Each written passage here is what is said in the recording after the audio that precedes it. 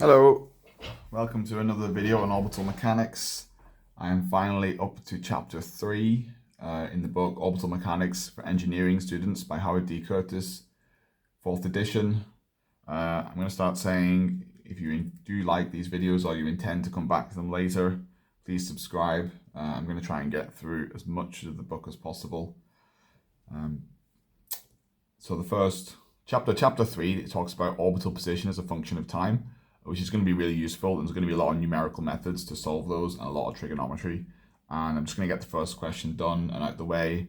It should be pretty quick, so let's get on with it. So it's 3.1. And I've started putting up the MATLAB down the left-hand side so you can see the question, but you should be able to see it for yourself. It says, if f equals half tan x over 2 plus 1/6 tan x over 2 cubed, then show that the derivative of f equals 1 over 1 plus cos x all squared, thereby 1 over plus cos x squared all under 1, thereby verifying the integral in equation 3.4. I'm not going to go over any theory, I'm just going to do it. So it is just standard trigonometry differentiation. So it is half tan x over 2 plus 1 over 6 tan cubed x over 2, and we just have to differentiate each side, and we can do that from the basics. So the first side is easy.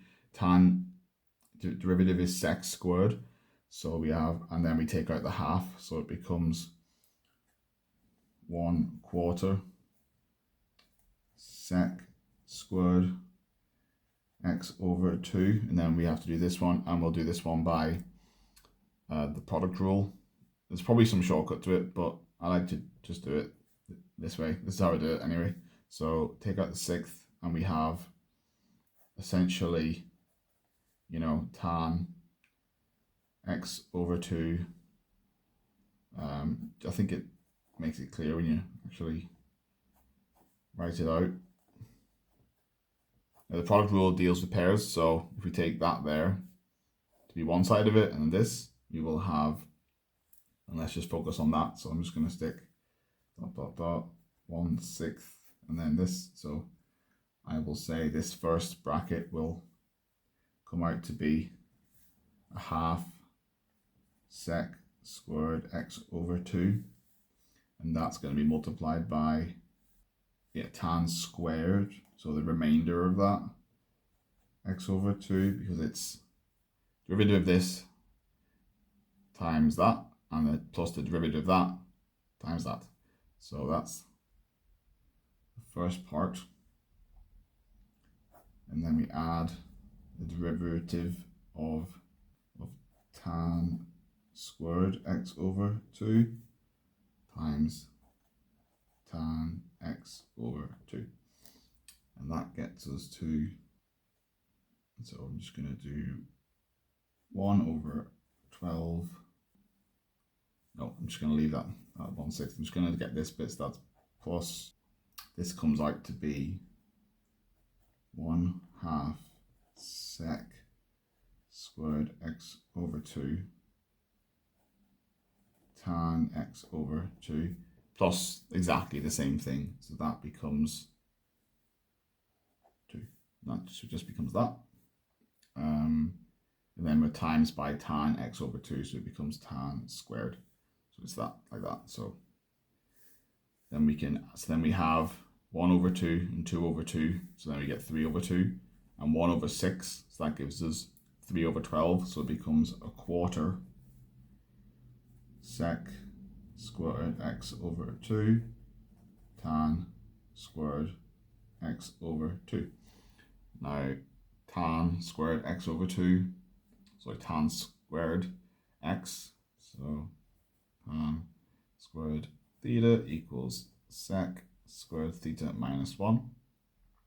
So we're going to put that in, so we get 1 over 4 sec squared x over 2 times sec squared theta minus 1, and we still have this up here,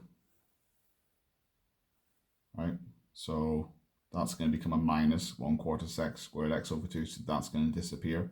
We're just going to be left with 1/4 sec to the power of 4,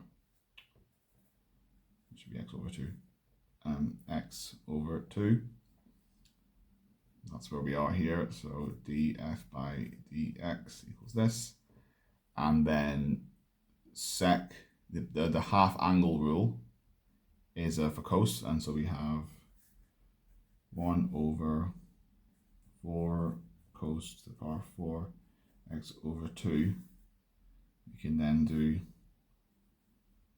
1/4 times, and the half angle rule is for cos is, put over here, cos x over 2 equals plus or minus the square root of 1 plus cos x over 2. We're just going to assume that's positive, so that becomes the square root of